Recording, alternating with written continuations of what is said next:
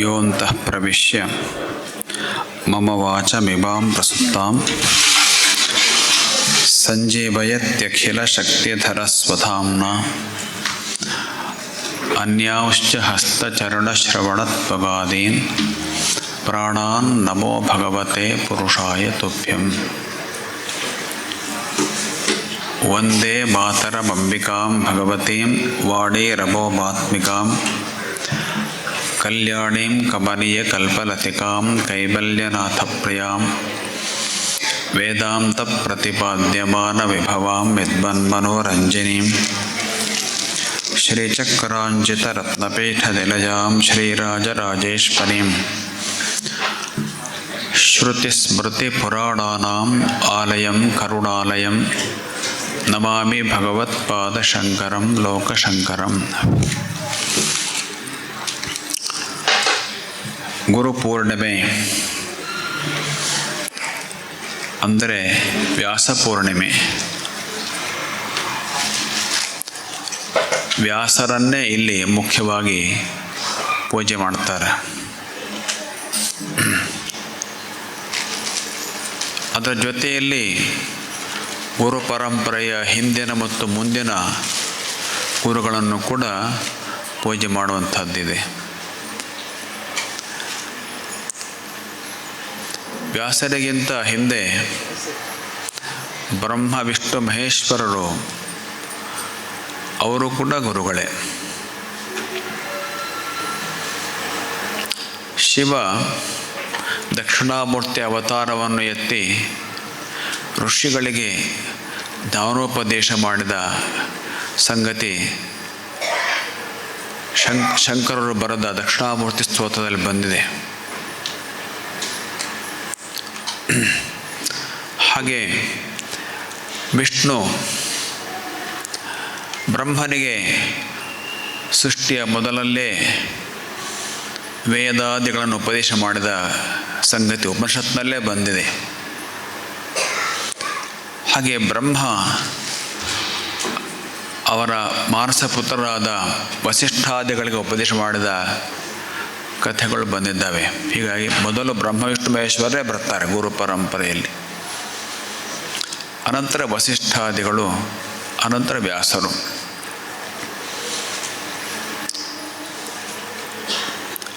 ಅನಂತರ ವ್ಯಾಸರ ನಂತರದ ಗುರು ಪರಂಪರೆಯನ್ನು ಕೂಡ ಪೂಜೆ ಮಾಡ್ತಾರೆ. ಇಡೀ ಗುರು ಪರಂಪರೆಗೂ ಪೂಜೆ, ಆದರೆ ವ್ಯಾಸರಿಗೆ ಹೆಚ್ಚು ಅಲ್ಲಿ ಉನ್ನತ ಸ್ಥಾನ. ಅಂಥ ಒಂದು ಗುರು ಪರಂಪರೆಯನ್ನೇ ನೆನಪಿಸಿಕೊಂಡು ಪೂಜಿಸುವ ದಿವಸ.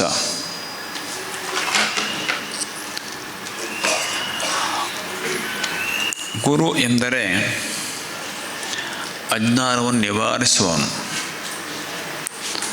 ಗುಶಬ್ದಸ್ತು ಅಂಧಕಾರ ಸ್ಯಾತ್ ಋಕಾರಸ್ಥಂ ನಿರೋಧಕ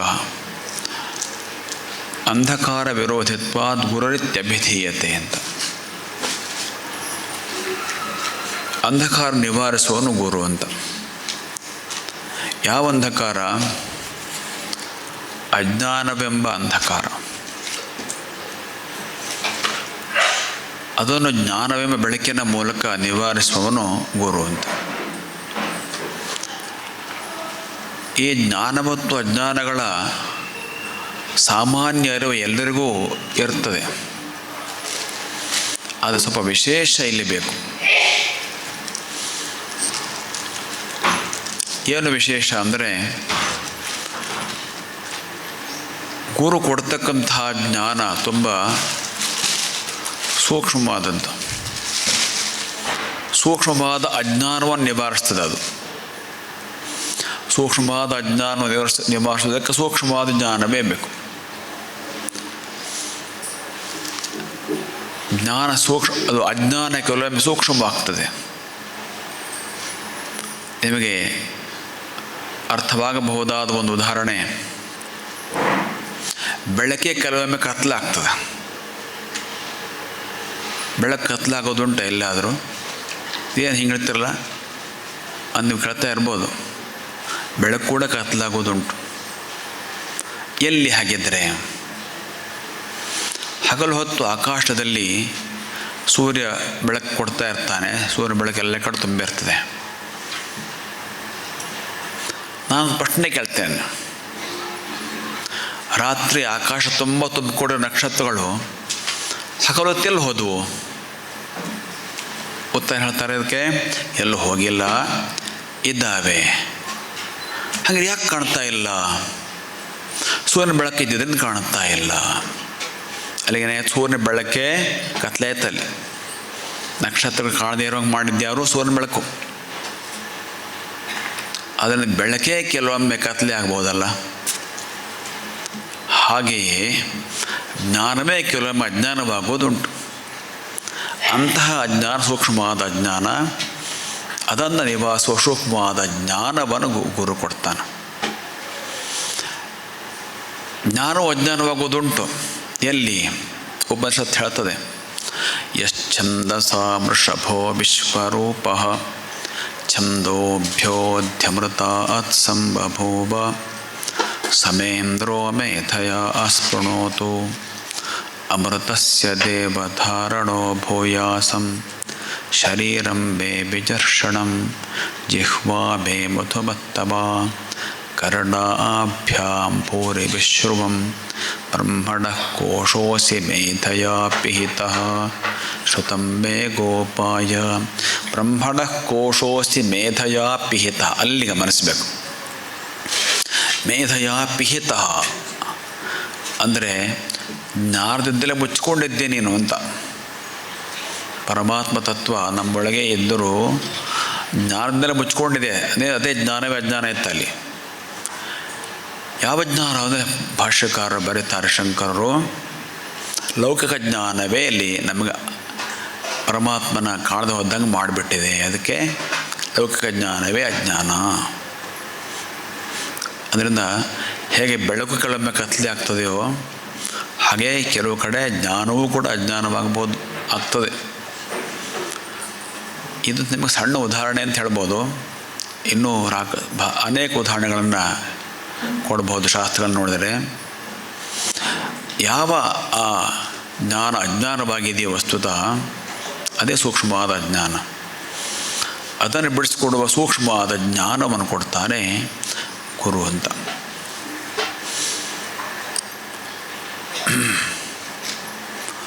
ಅದಕ್ಕಾಗಿ ಗುರುವನ್ನು ಸಮಾಶ್ರಯಿಸಬೇಕು ಜೀವನದಲ್ಲಿ. ಅದನ್ನು ನೆನಪಿಸುವ ದಿವಸ ಇವತ್ತು. ಗುರುಭಕ್ತಿಯನ್ನು ಜಾಗೃತಗೊಳಿಸುವ ದಿವಸ ಇವತ್ತು. ಆಧುನಿಕ ಮಾನವ ವೈಜ್ಞಾನಿಕವಾಗಿ ತುಂಬ ಓಡ್ತಾ ಇದ್ದಾನೆ. ಆ ವೈಜ್ಞಾನಿಕ ಜ್ಞಾನದಲ್ಲೂ ಅನೇಕ ಅಜ್ಞಾನಗಳಿದ್ದಾವೆ. ಜ್ವಲಂತ ಉದಾಹರಣೆ ಇವತ್ತಿನ ಕೃತಕ ಬುದ್ಧಿಮತ್ತೆ, AI, ಆರ್ಟಿಫಿಷಿಯಲ್ ಇಂಟೆಲಿಜೆನ್ಸ್. ಅದು ಅದಕ್ಕೆ ಜ್ವಲಂತ ಉದಾಹರಣೆ. ಅದು ಅಜ್ಞಾನ ನಿಜವಾಗಿ. ಯಾಕೆ ಅಂತಂದರೆ ಮನುಷ್ಯ ತನ್ನ ಸ್ವಂತ ಜ್ಞಾನ ಶಕ್ತಿಯನ್ನು ಉಪಯೋಗಿಸೋದಿಲ್ಲ, ಅದನ್ನು ಬಿಟ್ಬಿಡ್ತಾನೆ. ಎಷ್ಟೊಂದು ಗ್ರಂಥಗಳು, ಎಷ್ಟೊಂದು ಕೆಲಸಗಳು ಇವತ್ತು ಕೃತಕ ಬುದ್ಧಿಮತ್ತೆಯಿಂದ ಆಗ್ತಾ ಇದ್ದಾವೆ. ಅಲ್ಲೆಲ್ಲ ಮನುಷ್ಯ ತನ್ನ ಬೌದ್ಧಿಕವಾದ ಆಲಸ್ಯವನ್ನು ಮೆರೀತಾನೆ. ಹಾಗಾಗಿ ಮನುಷ್ಯನ ಅಜ್ಞಾನವನ್ನು ಹೆಚ್ಚಿಸ್ತಾ ಇದೆ ಅಂತ ಹೇಳ್ಬೋದು. ಅದು ತುಂಬ ಆತಂಕಕಾರಿಯಾದ ಸಂಗತಿ. ಅಮೇರಿಕಾದವರು ಮತ್ತು ಚೈನಾದವರು ಮಾಡ್ತಾ ಇರುವ ಕೃತಕ ಮನುಷ್ಯ ಏನಿದೆ ಅಲ್ಲ, ತುಂಬ ಆತಂಕಕಾರಿ ಸಂಗತಿ ಅದು. ಅದು ಈ ಕೃತಕ ಬುದ್ಧಿಮತ್ತೆಯ ಪರಾಕಾಷ್ಠೆ. ಅದು ಆ ಕೃತಕ ಮನುಷ್ಯನ ಬಗ್ಗೆ ಈಗಾಗಲೇ ಆತಂಕ ಬಂದಿದೆ ವಿಜ್ಞಾನಿಗಳಲ್ಲಿ, ವಿಶ್ವಮಟ್ಟದಲ್ಲಿ. ಅದು ಮುಂದೆ ಮಾನವ ಕುಲಕ್ಕೆ ದೊಡ್ಡ ಆತಂಕಕಾರಿ ಬೆಳವಣಿಗೆ ಆಗಬಹುದು ಅದರಿಂದ ಅಂಥೇಳಿ. ಹಾಗಾಗಿ ಅದನ್ನು ಹೆಚ್ಚು ಬೆಳವಣಿಗೆ ಮಾಡಬೇಕೋ ಬೇಡ ಅನ್ನೋದನ್ನು ಈಗ ಚಿಂತನೆ ಮಾಡಬೇಕು ಅಂತ ಅನೇಕ ವಿಜ್ಞಾನಿಗಳು ಹೇಳ್ತಾ ಇದ್ದಾರೆ. ನಮಗನಿಸ್ತದೆ ಇದು ಅಜ್ಞಾನದ ಪರಾಕಾಷ್ಠೆ ಅಂತ. ಕೃತಕ ಬುದ್ಧಿಮತ್ತೆ ಪರಾಕಾಷ್ಠೆ, ಅದೊಂದು ರೀತಿ ಅಜ್ಞಾನದ ಪರಾಕಾಷ್ಠೆ ಅಂತ. ಒಟ್ಟಾರೆ ಒಂದಷ್ಟು ಕಡೆ ನಮ್ಮ ಜ್ಞಾನವೇ ಅಜ್ಞಾನವಾಗ್ತದೆ ಅನ್ನೋದಂತೂ ಸತ್ಯ. ಅದನ್ನು ತನ್ನ ಅನುಭವದಿಂದ ಕಂಡು ಸೂಕ್ಷ್ಮ ಜ್ಞಾನವನ್ನು ಕೊಟ್ಟು ಅದನ್ನು ನಿವಾರಿಸುವಂಥದ್ದು ಗುರು ಅಂತ. ವೇದ ವ್ಯಾಸರು ಅದನ್ನು ಅದ್ಭುತವಾಗಿ ಮಾಡಿದ್ದಾರೆ. ಹಾಗೆ ಗುರು ಪರಂಪರೆಯಲ್ಲಿ ಅವರನ್ನು ಸ್ವಲ್ಪ ಎತ್ತರ ಸ್ಥಾನದಲ್ಲಿ ನೋಡ್ತಾರೆ. ಇವತ್ತು ಅದಕ್ಕೋಸ್ಕರ ವ್ಯಾಸ ಪೂರ್ಣಿಮೆ, ವ್ಯಾಸ ಪೂಜೆ. ಚಾತುರ್ಮಾಸ ಸಂಕಲ್ಪ ಜೊತೆಯಲ್ಲಿ ಭಗವಂತನ ಯೋಗ ನಿದ್ರೆಗೆ ಪ್ರವೇಶ ಮಾಡುವ ದಿವಸ ಮಾಡಿದ್ದರಿಂದ, ಅಂದರೆ ಕಳೆದ ಏಕಾದಶಿ ದಿವಸ ವಿಷ್ಣು ಭಗವಂತ ಯೋಗ ನಿದ್ರೆ ಪ್ರವೇಶ ಮಾಡಿದ್ದಾನೆ. ಇವತ್ತು ಶಿವಶಯನ ಉತ್ಸವ, ಅದರಿಂದ ಇವತ್ತು ಶಿವನ ಯೋಗ ನಿದ್ರಾ ಪ್ರವೇಶ ಅಂತೂ ಆ ಸಂದರ್ಭ ಇರೋದರಿಂದ ಯತಿಗಳು ಚಾತುರ್ಮಾಸ್ಯ ಮಾಡುವಂಥ ಒಂದು ಸಂದರ್ಭ. ಹಾಗೆ ಚಾತುರ್ಮಾಸ ಸಂಕಲ್ಪ ಕೂಡ 4 ಪಕ್ಷಗಳ ಕಾಲ. ಚಾತುರ್ಮಾಸ್ಯ ಆದ 4 ತಿಂಗಳು ಅನ್ನೋ ಅರ್ಥ ಸಹಜವಾಗಿ ಬರ್ತದೆ. 4 ತಿಂಗಳು ಮಾಡುವವರು ಇದ್ದಾರೆ. ಆದರೆ ಆಚರಣೆ ಮಠಗಳಲ್ಲಿ ಈಗಿರೋದು 4 ಪಕ್ಷಗಳ ಕಾಲ. ಯಾಕೆ ಹಾಗೆ ಬದಲಾಯಿತು ಅಂತ ಕೇಳ್ತಾರೆ ಕೆಲವರು. ಅದಕ್ಕೊಂದು ಪ್ರಮಾಣ ಇದೆ. ಪಕ್ಷಾವೈ ಮಾಸ ಅಂಥೇಳಿ ಒಂದು ಶ್ರುತಿ ವಾಕ್ಯವನ್ನು ಹೇಳ್ತಾರೆ. ಮತ್ತು ಇನ್ನೊಂದು ಅದಕ್ಕೆ ತರ್ಕ ಅಂತಂದರೆ, ವರ್ಷಾಸ್ವೇಕತ್ರ ಸಮ್ಮಸೇತ್ ಅಂತ ಧರ್ಮಶಾಸ್ತ್ರ ವಾಕ್ಯ ಇದೆ. ಯತಿಗಳಾದರೂ ವರ್ಷಾ ಋತುವಿನಲ್ಲಿ ಸಂಚಾರ ಮಾಡೋದನ್ನ ಕಡೆ ನಿಂತಿರಬೇಕು ಅಂಥೇಳಿ. ಈ ವರ್ಷಾ ಋತು ಅನ್ನೋದು ಈ 4 ಪಕ್ಷಗಳಲ್ಲಿ ಸರಿಯಾಗಿ ಸ್ವಲ್ಪ ಹಿಂದೆ ಮುಂದೆಯಾಗಿ ಮುಕ್ತಾಯ ಆಗ್ತದೆ.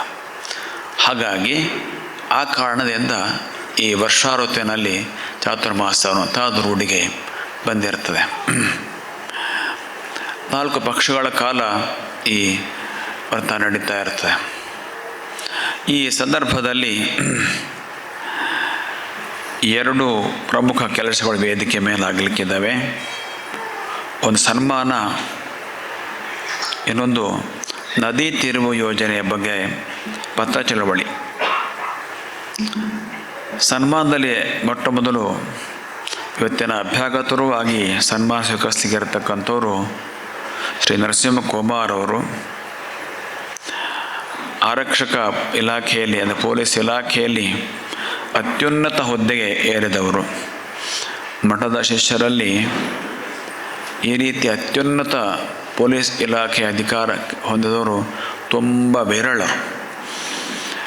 ಆ ಅತಿ ವಿರಳದ ಒಂದು ಸಾಧನೆಯನ್ನು ಮಾಡಿದವರು. ಅಲ್ಲದೆ ಅದರಲ್ಲಿ ಅನೇಕ ಪ್ರಶಸ್ತಿಗಳನ್ನು, ಗೌರವಗಳನ್ನು ಕೂಡ ಪಡೆದವರು. ಹೀಗಾಗಿ ಅವರಿಗೆ ಸನ್ಮಾನ ಅಂತಂದರೆ ಈ ಸನ್ಮಾನಕ್ಕೆ ಒಂದು ಭೂಷಣ.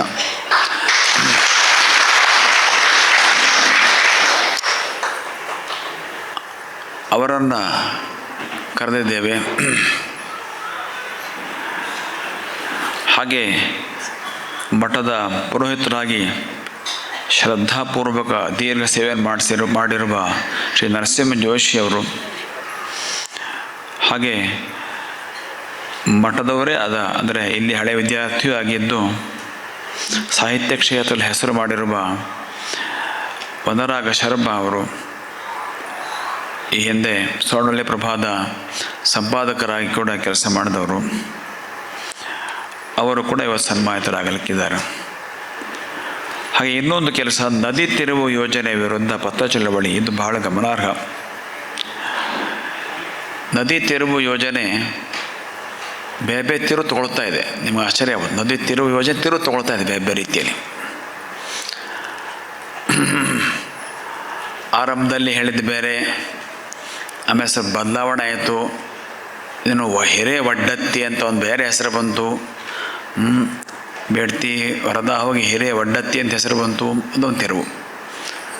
ಈಗ ಇನ್ನೊಂದು ತಿರುವು. ಈಗ ಏನು, ಒಂದು ಖಾಸಗಿ ವಲಯ ಈ ನದಿಯಿಂದ ಸುರಂಗದ ಮೂಲಕ ನೀರು ಒಯ್ಯೋದಕ್ಕೆ ಚಿಂತನೆ ನಡೆಸಿದೆ ಅನ್ನೋಂಥ ಅದು ಇನ್ನೊಂದು ತಿರುವು.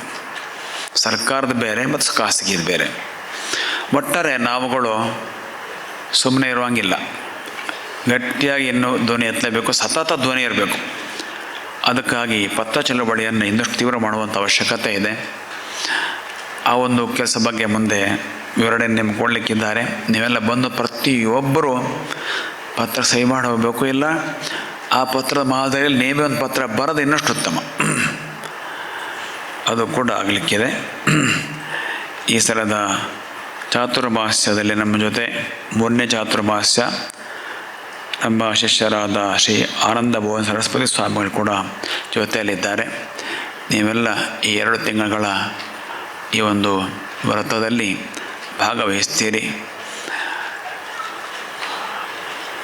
ಮತ್ತು 2 ತಿಂಗಳ ವ್ರತವನ್ನು ಒಂದು ರೀತಿ ಉತ್ಸವನ್ನಾಗಿ ಮಾಡ್ತೀರಿ ನೀವೆಲ್ಲ ಸೇರಿ. ನಮ್ಮ ದೃಷ್ಟಿಲಿ ಅದು ವ್ರತ, ನಿಮ್ಮ ದೃಷ್ಟಿಲಿ ಅದು ಉತ್ಸವ. ಹೆಂಗಾದರೂ ಸರಿ, ಭಗವಂತನ ಕೃಪೆಯಿಂದ ಅದು ಈ ಸಲ ಚಾತುರ್ಮಾಸ್ಯ ಕೂಡ ಸಾರ್ಥಕವಾಗಿ ನೆರವೇರಲಿ. ಮತ್ತು ಅದರಿಂದ ಶಾಸ್ತ್ರೋಕ್ತವಾದ ಫಲಗಳೇನಿದ್ದಾವೆ ಯತಿಗಳಿಗೆ ಮತ್ತು ಸೇವೆ ಮಾಡೋ ಶಿಷ್ಯರಿಗೆ, ಆ ಎಲ್ಲ ಫಲಗಳು ದೊರೆಯುವ ಹಾಗೆ ಈ ಸಲದ ಚಾತುರ್ಮಾಸ್ಯ ವ್ರತ ಪುಷ್ಕಲವಾಗಿ ನೆರವೇರಲಿ ಅಂತ ಹಾರೈಸಿ ಪ್ರಸ್ತಾವನೆಗೆ ವಿರಾಮ ಇಡ್ತೇವೆ. ಲೋಕಾಃ ಸಮಸ್ತಾಃ ಸುಖಿನೋ ಭವಂತು. ನಾರಾಯಣ ನಾರಾಯಣ ನಾರಾಯಣ. ವೀಕ್ಷಕ ಮಹಾಪ್ರಭುಗಳೇ, ನಮ್ಮ ಚಾನಲ್ ಅನ್ನು ಸಬ್ಸ್ಕ್ರೈಬ್ ಮಾಡಿ, ಶೇರ್ ಮಾಡಿ, ಪ್ರೋತ್ಸಾಹಿಸಿ.